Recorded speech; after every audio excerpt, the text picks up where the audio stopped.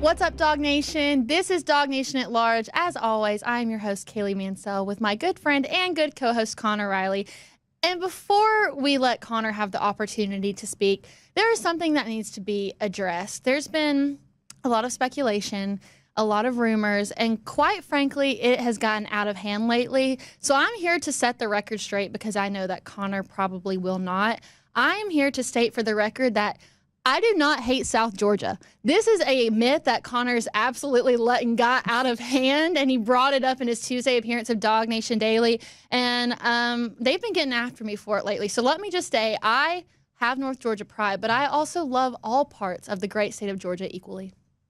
I don't know. I think you love the North Georgia part a little bit more than you love the rest of the part of Georgia there, Kaylee. Well, I have a lot of pride in where I come from, but I think we need to backtrack to where this all started from so you guys can understand how absolutely ridiculous this is.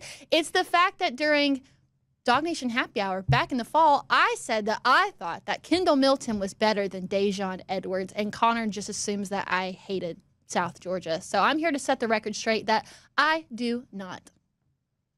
I just like to point out that Dejon Edwards had more rushing yards than Kendall Milton did last year. And so, I mean, that bias has to come from somewhere. You know, maybe it's recruiting rankings, but also I think just as plausible, you know, Kaylee, North Georgia proud, as she has just clearly said, you know, Dejon from down there in Colquitt, great program down there in South Georgia. Leaves a little bit to be desired there, but we'll see. If I was from Roswell, I probably wouldn't have that same sense of pride from where I came from either, Connor. So I get it. I do. Hey, look, Roswell's a great area. We've produced a lot of great athletes. And so, you know, excited to just see how Roswell continues to churn out great people and also people like myself. All right, guys. Well, if you didn't know, now you know. I love North Georgia, but I also love the great state of Georgia. No matter what part you're from, I'm with you as long as you're from the state of Georgia. All right, now that we've got that out of the way, it's time to get down and get to business. This is Dog Nation at Large. It's the show for the new breed of Georgia Bulldog fan. This is Dog Nation at Large with Dog Nation insiders Connor Riley and Kaylee Mansell. All right, everyone, this is Dog Nation at Large, the show where we talk about anything and everything, whether that be related to UGA football, pop culture, or things that Connor and I think that you might need to know. And you're going to see that in today's show because we've got a lot going on. We've got a lot to cover. So why don't we go ahead and show you exactly what we're going to be talking about today. The SEC released its full schedule earlier this week, and we're going to predict what the flex games that UGA is scheduled to play could look like and what network they could potentially be on. We are back with another segment of Dog Bites. We're going to cover a wide variety of topics, and then if UGA happens to win another national championship this year, will they be able to call themselves a dynasty? And while we're on the topic of dynasties, in honor of Oklahoma softball winning their 4th straight national championship, we are going to talk about the greatest dynasties in sports. But first, let's start with the SEC scheduling. They said earlier this week that they were going to release the rest of the game times, and while UGA did get more updated game times, there were also 5 games that had UGA listed in this flex position that could either be played between 3:30 and 4:30 or 6 o'clock and 8 o'clock. Connor sort of has a better understanding of this than I do. So, Connor, can you please explain what flex means? Like, explain it to me like I'm 5, please.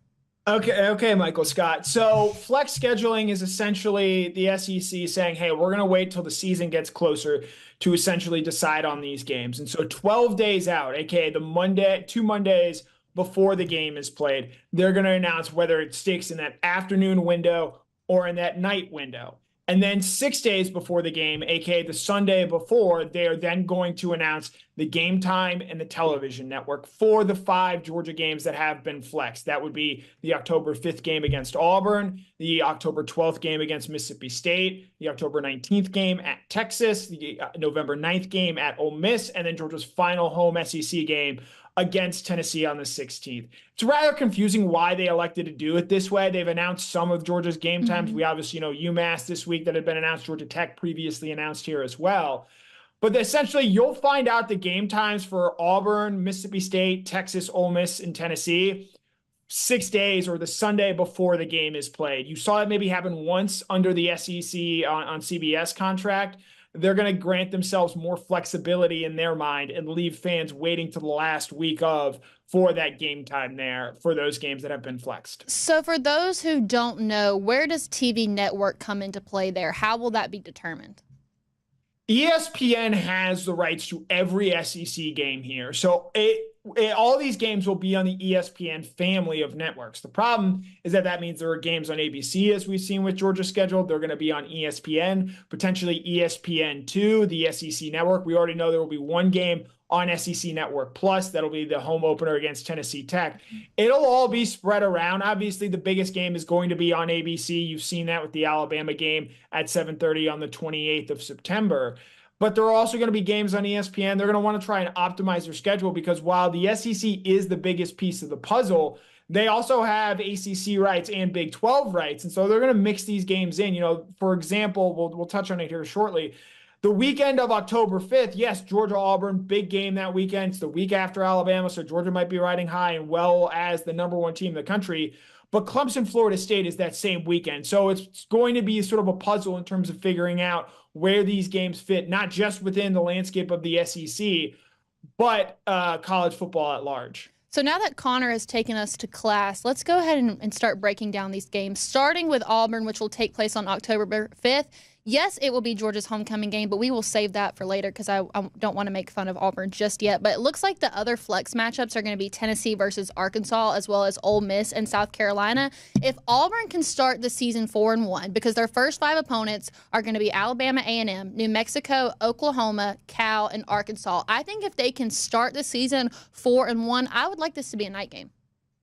I think there's a chance it is a night game. The only thing I think working against Georgia, and I do think that this is going to be the biggest SEC game that week, it's that Clemson-Florida State matchup I just mentioned there. I think that they're going to make this a 7 o'clock ESPN game, but I could very well see a world where they put this game at 3:30 on ABC and have it go right into Clemson-Florida State, because while Georgia-Auburn is obviously a big game, I think Clemson-Florida State is the biggest game of the season in the ACC in terms of who is probably going to be the number one team in that conference. So we're going to see how that plays out. But right now, I think there's still a very good chance that Georgia-Auburn is at night. That's a special environment when it has been played at night. You think back to, say, the 2014 game or the 2018 game when Georgia has had the chance to have those games at night. And look, Auburn was well aware of the fact that this is a homecoming game. That is going to be a game that I think, as you point out, Kaylee, as Auburn plays well early, could get bigger and bigger.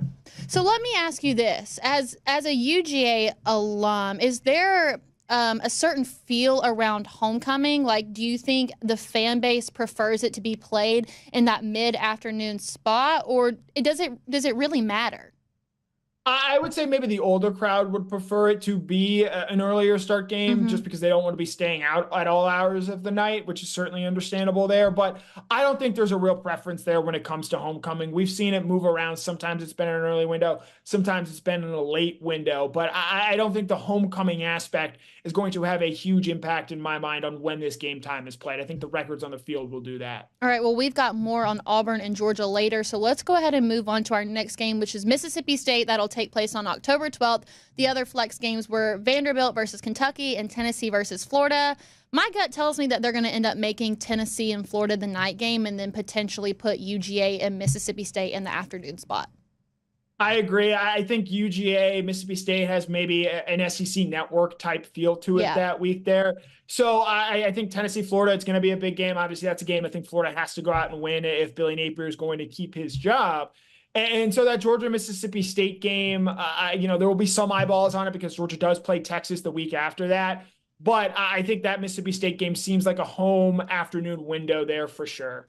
I'm not going to lie. I pretty much just lost everything of what you just said because of how strong the I agree that you gave me was. Like, I'm riding high on that right now. Okay. I think that Georgia-Mississippi State, 4 o'clock SEC network kickoff time. That is my official prediction there. And I do agree with you. So you agree? You Yes. agree? Okay, perfect. All right, then we should just end it right there and move on to the next game since Connor agrees with me. And that will be Texas, at Texas on October 19th. Are they holding out for Tennessee, Alabama? This game, to me, it feels like not only the most important game in the SEC, but maybe the most important regular season college football game. Like, it would make any sense for it to not be anything other than a night game. Yeah, I think the only reason they're holding out is in the event that Alabama does beat Georgia when they meet on September 28th, and let's say that Tennessee gets off to a very strong start to the season. I could then see that game being played at night, but I think that's a day, October 19th, where ESPN is going to want its cake and eat it too. They'll have Tennessee, Alabama potentially lead into Georgia, Texas. I think Georgia's going to find a way to beat Alabama when they meet early on in the season. And if they do that, this is the clear 7:30 ABC game there that day. It'll be interesting. Big day and big weekend in Austin as a whole. Obviously, you have the F1 race that weekend. So you could have a lot of different moving parts lead into what should be a very special matchup between Georgia and Texas. I don't know. I guess I just assumed that when they announced the initial slate of games that this would be one of the first games to say, okay, we're going to go ahead and make this a night game and establish it now, just because there's so much hype around the game. Like, I don't know if it would have a different feel to it if it was played in daylight. I think the one thing to keep in mind here too, Kaylee, is that Texas and Oklahoma actually play the week before of October 12th. And while Texas, I think, is clearly better than Oklahoma, weird things happen in that rivalry as they often do. And I could see that being a game that Texas finds a way to lose. And that maybe does take a little bit of the air out of the balloon when it comes to that Georgia-Texas game. Well, as you all know, I'm not a betting woman, but if I was, I would bet on this to be a night game, and I'm sure the rest of Dog Nation would like to see that too. Let's move on to our next game, which is going to be at Ole Miss on November 16th. The other flex games are Alabama versus LSU, Oklahoma versus Missouri, and then, of course, Georgia and Ole Miss. That's a really strong slate of games. I do feel like out of the ones that we've seen so far, this could go either way. I think that Georgia Ole Miss is going to be a 3:30 kickoff. I think they're going to want that primetime atmosphere in Death Valley, Baton Rouge, Louisiana, for Alabama LSU. They're going to want to make that a big game. And while Alabama, I think is going, as I've said, lose to Georgia, I do think that everything that game and that rivalry has been in college football for really the last 15 years, I think is going to make that a big game, even in the event that Georgia is likely undefeated and Ole Miss playing for a potential playoff spot there as well. I think similar to what we see with Alabama, Tennessee, the week when Georgia plays Texas, I think you could see a similar lead in when you have this time Georgia Ole Miss at the 3:30 game leading into that Alabama LSU game. There's just something special about Death Valley at night, and I think that that's what the SEC is going to want to create and lean into there. This could also work in the favor of the UGA fan base. I have never been to the Grove. I've only heard myths about it and how fun the atmosphere is. So it might work in the favor of not just Ole Miss fan base, but UGA fan base if this is a midday game and not a night game, if you know what I'm saying. I think the Georgia fans are going to be more than capable of holding their own regardless of what time this game is played. All right. Well, yeah, let's have a little bit of faith in the Dog fan base. And then we're going to wrap up with our last game, which is going to be Tennessee. Georgia will be hosting Tennessee. The other flex game that day is LSU versus Florida. With Florida's schedule and how difficult it is, I just don't see that game being like the prime game of the week. So I do think in true rivalry fashion, Georgia and Tennessee will be played at night. So you do think that Georgia and Tennessee are rivals? Well, when I think about like Georgia's real rivals growing up, the three that it always came down to was Tennessee, Florida, and I guess you could say Georgia Tech, but like the SEC East, the three teams that I was taught to despise were those three. So you're just leaving Auburn out, the Deep South oldest rivalry there? Like I said, this all goes back to my childhood. When I was playing a certain football game with a certain family member of mine, those were the teams that I was taught to hate.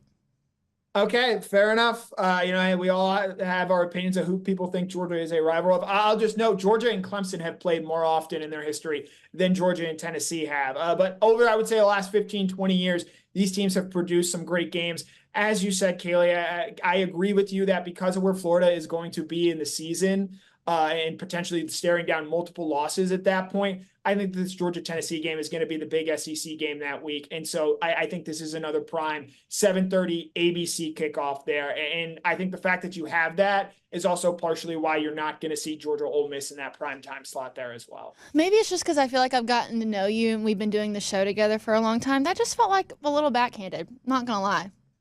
What do you mean? I just agreed with you again. Yeah, but then you had to lead up to it in a very malicious way. I don't know. Maybe it was just your tone of voice there. I just think, look, your North Georgia roots. You see Tennessee as a big rivalry, and in reality, a lot of people do not much care for Auburn. They do like this. Has absolutely nothing to do with the fact that I'm from North Georgia. You're really stretching it here. I don't know, that North Georgia bias. I know there are a lot of Tennessee fans up there in that part of the state. No, there's not. I'm from Northwest Georgia, where there are more Alabama fans. The city of Rome is closer to Alabama than it is Tennessee. You have no idea what you're talking about. Trevor Lawrence is from Cartersville. Tate Ratledge is from Rome. Those guys both grew up Tennessee fans. I'm just throwing it out there. All right. See, Connor clearly doesn't have anything else to say, so we'll go ahead and wrap this up for his sake. I have one question. So we've talked about the scheduling, but now with UGA, if they do continue to go undefeated, would that help them or hurt them in scheduling? Like, if they continue to win, do you think we'll see them in more of those night games because every game becomes more important? Or is it like if they're a one-loss team, then do they put them in that night slot to see if something else happens? Like, how does that work, Connor? I think that Georgia is just a big enough draw on its own right now that they're going to be in a lot of those primetime games. You've already seen that. The Kentucky game is a primetime kickoff. Alabama is one. They've moved the Georgia Tech game to Friday to be a primetime kickoff there as well. So I think regardless of what Georgia's record is, unless it is something truly catastrophic, they're going to be in a lot of big games and they're going to have a lot of eyeballs on them. And so because of that, I think they're just naturally going to have some of these bigger game times and be in some of these bigger games. And with that will hopefully wrap up on all of the scheduling talk for this part in the season. And obviously, as those game times come out when the season starts, we'll go back and review them and see if maybe we were right in any of these cases or maybe we were just incredibly wrong. But for now, we're going to go ahead and put a conclusion to it. And I want to remind you guys that even if you can't be here with us on Thursday nights at 7 o'clock, you can still listen to us in podcast form on the DawgNation podcast feed, whether that's on Apple, Spotify, wherever you listen to from. Make sure to check us out and listen to us on the road with you. And since we've had so much going on this past week, we're going to do another segment of Dog Bites because we just have so much we want to cover, and I don't know if we've got the time. So we're going to try to make these quick, but we do want to cover everything, and that is starting with the Diamond Dawgs. Don't be sad that it's over. Smile that it even happened in the first place. Connor, just your overall thoughts and your final thoughts on the Diamond Dawgs' historic season. Historic might be a bit stretched there. This is a team that has gone to the College World Series before, but first time making a Super Regional since 2008. A strong first year under Wes Johnson, clearly exceeding expectations. A tough way to go out against NC State. I think some more of the ways that Wes Johnson managed that game were telling in terms of what he felt about this roster. And, a couple moments here or there where plays were made or ball goes a little bit further. Maybe we're previewing Georgia and Omaha this week, but Charlie Condon, 37 home runs, an all-time great Georgia career, probably the best baseball player to ever play for the University of Georgia. And, Corey Collins hits his 20th home run of the weekend, great career there as well. But Trey Phelps for Georgia was, in my opinion, their best player in this Super Regional. That guy's coming back, and there's a lot of reason to be excited about Georgia moving forward, even with a tough end of the season against NC State. And what better way to wrap up the baseball talk than bringing in a DawgNation celebrity guest who's been following the baseball team all year long? It's Jack Leo. Jack, welcome to DawgNation at Large. So glad to be here. Could not be more excited. I mean, we're just so happy to have you here. And since you are our resident baseball expert, I have a few questions for you, starting with, you've been with the Diamond Dawgs all season long. You saw what they did. Is this a one-and-done team, or is this team just what is laying the foundation for what's about to be another stellar decade of Dogs baseball? I mean, decades pushing it, but I mean, definitely you got to look at the momentum. You got the momentum, the motion, the inertia, whichever word you want to use. Things are moving in the right direction, and I think obviously you've got a lot to replace, right? I mean, you mentioned Charlie Condon there a second ago, Connor. Corey Collins, another guy. I mean, so many bats, graduate transfers that were mainstays in this lineup that are headed out. But I mean, we know Wes Johnson can build a lineup. He just did it in the transfer portal a year ago. I'm sure he's just going to have more selling points, all that kind of stuff. Like I said, the momentum is there. But I think what really, when you're looking at where a program is going to be headed, you got to look at the culture and the change. And I think when you look at what Wes Johnson was able to do and the way these guys just constantly talked about confidence, constantly talked about believing in themselves. You talk about the swagger that guys like Trey Phelps bring. I mean, just pure, just exuding confidence, right? When you've got that, I mean, you've got the building blocks, you got the momentum to bring in new guys, bring in more arms, bring in more bats, whatever you need. I think things are absolutely headed in the right direction in Athens. And with so many storylines surrounding this team this season, whether it be the newcomer in Wes Johnson or just the culture around the program like you talked about, but obviously the biggest storyline to come out of the season will always be Charlie Condon. Just being able to have the chance to watch him in person, like how impressed were you with him during the season? I mean, I haven't been covering Georgia baseball for a super long time, but I mean, I know people who have, and they were extremely impressed with him, just, as the baller that he is, but also the dude he is off the field. But I mean, to end even just that, like his last swing with Georgia being that home run right there, it was like, man, the guy's just a legend through and through. And I mean, it's not something that you're going to look at anytime soon and say, yeah, we're going to see something like that. So, I mean, we've written about it, we've talked about it. He's something that I don't know if we'll ever see again at the collegiate baseball level. Well, Jack, we thank you so much for appearing on DawgNation at Large, and we thank you for your coverage throughout the Diamond Dawgs season this year. Absolutely. Thank you. You're welcome. All right, Connor, let's get back to it. Let's move on to I just want to do like my little evil laugh. Like Auburn is this year's homecoming game, and there are a lot of personal reasons that this brings me joy, but like just the fact that it's such an insult to Auburn, and there's been, I think about the KJ Bolden recruiting battle and I think Georgia, like it couldn't be more perfect, and I just so excited. You have a lot of feelings for Auburn, even though you don't consider them one of Georgia's top 3 rivalries. I find that to be pretty interesting. But I will say with this game, Auburn hasn't won at Georgia since 2005, and their head coach is currently a U.S. Senator from that victory. Auburn hasn't scored more than 10 points in Sanford Stadium since 2009. This has been a very uncompetitive game when Auburn has come to visit. Year 2 under Hugh Freeze, obviously a lot to look forward to with that game, but Auburn fans, as you point out, Kaylee, were not too happy to find out that they were the homecoming opponent for the Georgia Bulldogs. But maybe, Georgia, like you, just does not see Auburn as this premier rival that a lot of people do. Well, I don't want to get into it too much, but I will hint at the fact that somebody from a past life of mine was a really big Auburn fan. So, it just brings me a lot of joy to see UGA not only beat down on Auburn, but also have that scheduled as their homecoming game, because it's just like the ultimate slap in the face.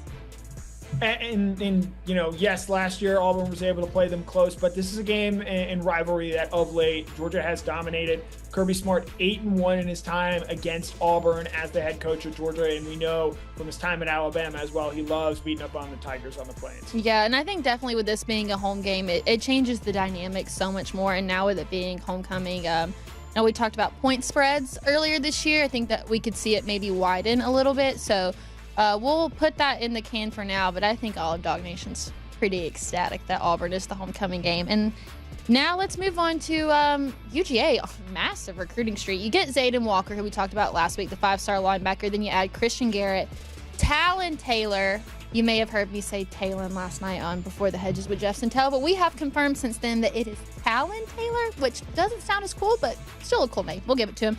And Todd Robinson, all within the last week. So based on the 24/7 composite rankings, UGA has now jumped from number 13 to the 4th best 2025 class. And I mean, they're just on a roll right now. It feels like Auburn and UGA are going back and forth on the Twitter timeline for just commit pickups, and I don't know if that's on purpose or not, but it's nice to see some guys from the 2025 class being picked up by the Dogs.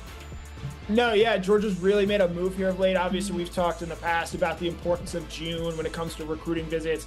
And so to see that already pay off, Walker take his and commit, Taylor take his and commit, Garrett and Robinson take theirs and commit there as well. I know there are a lot of people out there maybe antsy about where Georgia was in comparison to the rankings. Using the On3 industry rankings, they are now up to the number 3 overall class in this recruiting cycle. So a lot to like about Georgia already, and they've still got some big names out there that they're either trying to flip or trying to get committed. So big week for Georgia recruiting in what is a massive month for this 2025 recruiting class as a whole. And one thing I also love is now that we're seeing commits saying that they are shutting down their recruitment. I love knowing that, especially because of how many flips we've seen within this class and people backing out. But I told Connor this the other day, it feels like with the shutdown commitments, like we're kind of going back to that old age of college football where recruits were only like 100% committed. Now I feel like they're like 10 million% committed or 10,000% committed. Like the zeros just keep adding on. It feels like we're going back to that.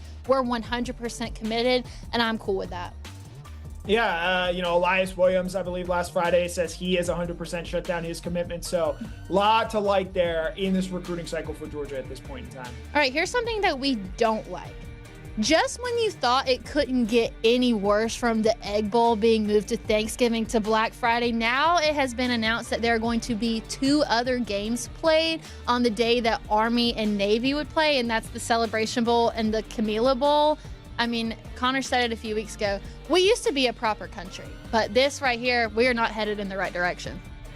Is college football disrespecting the troops by playing this game on that day? Look, I get, the calendar has been thrown out of whack with these first-round games that were coming up, but Army-Navy should be a standalone game. It should be a game that everyone in college football watches. It should be a game that everyone that is a not just college football fan, but a fan of America sits down and enjoys. And the fact that they're going to be competing on that day with lesser college football games, in my opinion, is just a more sign that there is no clear leadership in this sport, and we are losing our way each and every day. And we do know of one fan base that supports the troops, and that is UGA, who supports more specifically the United States Military Academy at West Point, in case you guys need a clarification from last week's show.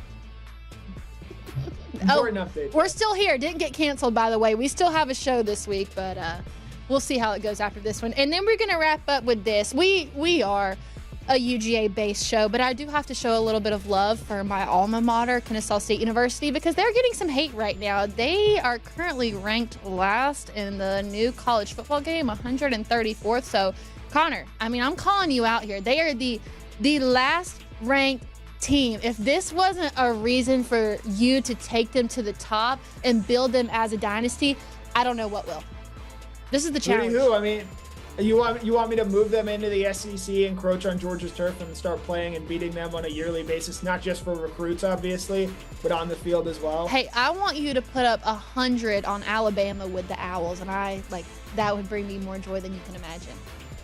Okay, Mansell, Kennesaw State head coach on NCAA 25. Just please don't run the spread offense. That's probably why they're ranked at 134th, because all they do is run the ball. Do you guys know that there was a point in time where Kennesaw State was the leading college in passing completion because they only passed the ball 4 times and went 4 for 4? So I'd like to see you pass the ball a little bit more, but also would like you to see to take the Owls to the top in their black uniforms. The gold ones are just hideous. Use the black ones, Connor. Okay, thank you for the heads up there. All right, you're welcome. And that will wrap up our Dog Bites for the day. Again, we want to thank our very special guest, Jack Leo, for joining us, giving us a little bit of baseball insight. Hopefully we'll be seeing more of him in the future. But now let's go back to Georgia football. Enough about Kennesaw State football. There's been a lot of talk lately about dynasties. And UGA having won 2 of the last 3 national championships. If Georgia were to win a 3rd one this year, making it 3 in the last 4 years, does that establish them as a dynasty? Absolutely. Anytime I think in any sport you win 3 in a 4-year span, and especially where the 1 year you don't make it, you go 13-1. I think absolutely lends itself to the fact that there would be a dynasty if they win this year. The fact that they would have won in both a 4-team playoff and in a 12-team playoff shows that they are both to win both sort of formats there and establish themselves as the preeminent team in college football as they further move into this new era where transfer portal is a big deal, NIL plays a bigger deal, and now you have an expanded, not just college football playoff, but SEC and Big Ten as well. Well, now that we've established that, I think it's time to broaden our horizons here. In honor of Oklahoma softball winning its 4th straight national title, let's take a look at some of the best dynasties in sports.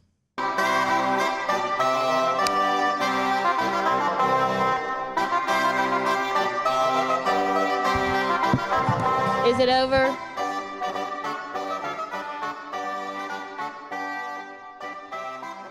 I mean, he really let that one play out.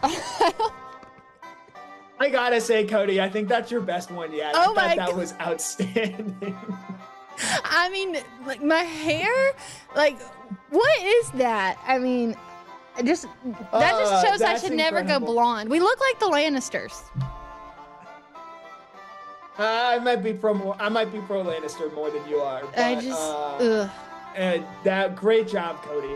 Absolutely top notch. I'll give you credit where credit is due, Cody, but never again. This will be the last time that we ever covered the greatest dynasties in sports. All right. No, I had to get in there and just make you guys look royal. And yes, you are next to each other, and that's only going to feed those Facebook people. But You guys look great as kings and queens. You're very regal. I want to see some waves out there. Oh, I'm good. I can do the wave. So Cody is going to help join us today in naming the greatest dynasties. We have each provided 2 of them. None of us knows what the other is going to pick, even though I can imagine what one of Connor's would be, and I'll let you know whenever he says it. But with that, let's go ahead and open up the floor to Connor. Connor, who is your first greatest dynasty? Yeah, this is an easy one. It's the Bill Russell Celtics, 12 titles in 14 years, at one point ripping off 8 consecutive championships. You can tell me they were playing against plumbers, electricians, insurance salesmen, whatever. If anyone is able to win something 12 out of 14 times, it clearly speaks to the dominance of Bill Russell and the singular greatness that he had. And you can say, oh, well, who is he playing against? Will Chamberlain was a great player. Jerry West, rest in peace, passed away this week. Lost 6 straight finals to Bill Russell and the Boston Celtics.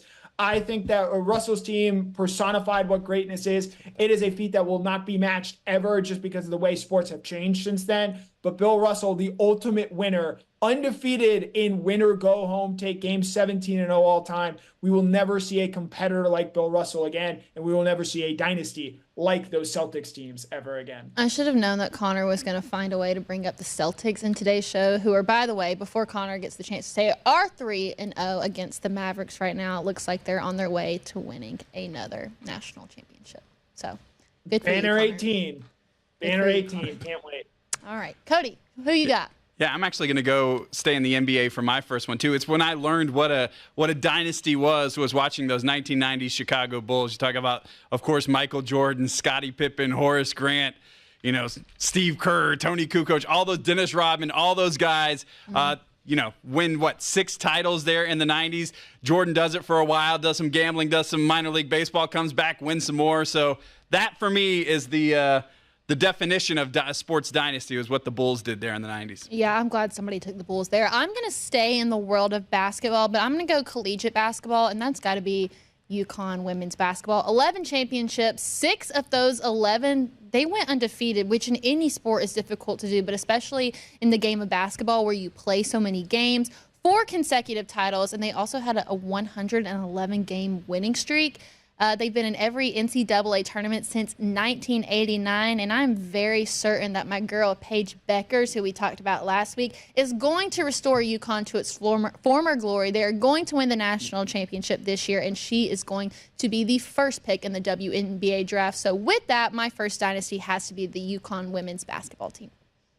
We're going to stay in New England for my next pick here. Shocker. This will surprise no one. It is the Tom Brady and Bill Belichick New England Patriots from 2001 to 2018. The Patriots won 6 Super Bowls, appearing in 9 of them. The greatness that extended nearly 2 full decades is something that we haven't seen, and we'll see if Patrick Mahomes is ultimately able to get there. But reinvented what it can mean to be a real dynasty in football. 2 different sort of three-peats, 3 and 4 at the beginning of the 2000s, and then 3 and 5 in the late 2010s there. And oh, by the way, they had a 17-0 team that lost in a very controversial play in a Super Bowl that prevented them from having a perfect record. As Tom Brady and Bill Belichick both said at Brady's jersey retirement ceremony last night, it was not just Bill Belichick. It was not just Tom Brady. It was the greatest defensive mind to ever work in the game of football and the most accomplished quarterback to ever play the game of football that came together and created something truly special. So I am going with New England for both of my picks, with the New England Patriots led by Tom Brady and Bill Belichick. 6 titles in, I believe, 18 years. So nothing to scoff at. Oh, this Patriots talk makes me want to take a nap. All right, Cody, please give me a more exciting answer than the Patriots. Yeah, how about what this show is all about? This is DawgNation at large. DawgNation, and this is a dynasty that I got to see up close and personal. It is, of course, the Georgia Gym Dogs. From 2005 to 2009, had a 5-peat, 5 straight national titles. Nobody could match what Suzanne Yochlin was doing. Incredible run there. You had Courtney Coupettes, of course, Didn't work out on the coaching side, but she was incredible. Courtney McCool, Nikki Childs, Katie Heenan, all these, and I got to cover that team, travel with that team a little bit throughout that run. It was incredible what they were doing. 5 straight in any sport. If you can win 5 straight national titles, that's amazing. And then you've got, assistant on that team was Jay Clark, who, oh, by the way, just won one with LSU as well. Courtney McCool also on that staff. But, Georgia, Gym Dogs, 5-peat. It's DawgNation at large. Let's talk more dogs. Hey, I am loving the support for women's sports on the show. Cody Chaffins with a great answer in the Gym Dogs. Nice job. That was a good one. All right, I'm gonna bring it on home here.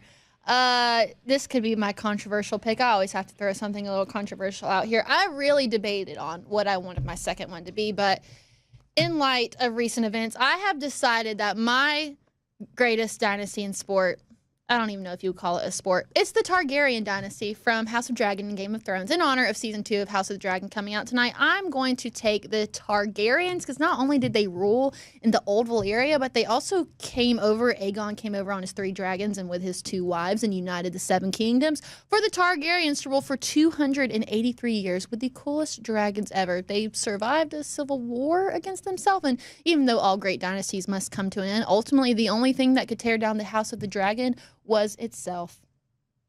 I'd like to fact check you on that. They were not one of the ruling families. They were one of the main families in Old Valyria before the doom of Valyria.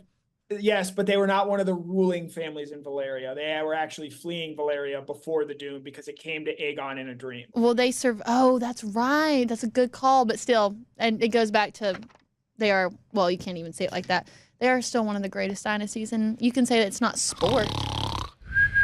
Are we still talking about Game of Thrones? Cody's never watched Game of Thrones. It's the greatest dynasties in sports. You approved this message. Don't sit here and try to act like I did not tell you beforehand. It's just a lot of Game of Thrones talk. Cody's never watched Game of Thrones. He's never watched Game of Thrones, so he doesn't understand. I actually offered him my HBO username and password so he could watch it, and he still turned down the opportunity. So, sorry, Cody, this is not a showdown. I'm not going to suck up. You don't have a say in this. Wow, just absolutely. Cody, next time we do a showdown, just remember those bars there. Remember, Kaylee, when you were away that one week, she also took a sneak peek at your great beach video that you did and tried to ruin the surprise. I saw the first 10 seconds. No respect for you as an artist. Just understand that these opens that we do for these fun segments, they're going to keep getting better and better. So I do control that. Thank you very much. All right, all is fair in DawgNation at large. Okay, so we try to end the show with what we learned from today, and I was very surprised to learn that Connor thinks that both Tom Brady and Bill Belichick are responsible for the Patriots dynasty. I thought that you would side to one side. No, I love both my parents equally here, and I recognize that they both did a great job in raising my sports fandom and getting to enjoy that part of my life. Are your parents still together? Yeah, no, my family doesn't believe that in answer divorce, makes a lot of sense. Yeah. I learned that Kaylee, in addition to trying to change the way that she feels about South Georgia, does not see the Auburn Tigers as one of Georgia's 3 biggest rivalries. There are rivals that I feel more deeply towards, if that makes sense. It's really all just about nostalgia and childhood things. We just need the Iron Throne in the background. See, you talk about the Game of Thrones talk, but then look, it looks like we belong in Game of Thrones. Yeah, but you don't want to be blonde, and Targaryens are all blonde. I don't want to be blonde in general. I don't. Right, I know. So you can't be a Targaryen. I'm definitely because the Targaryens are all Stark. All right, that is our cue to wrap it up. I guess they really are tired of the Game of Thrones talk. I could go on and on, but this has been another exciting episode of DawgNation at Large. DawgNation, we want to hear what you think the greatest dynasties are, so please make sure to drop that in the comments and make sure to check back with us next Thursday at 7 o'clock. Thanks for joining us, and we'll see you then.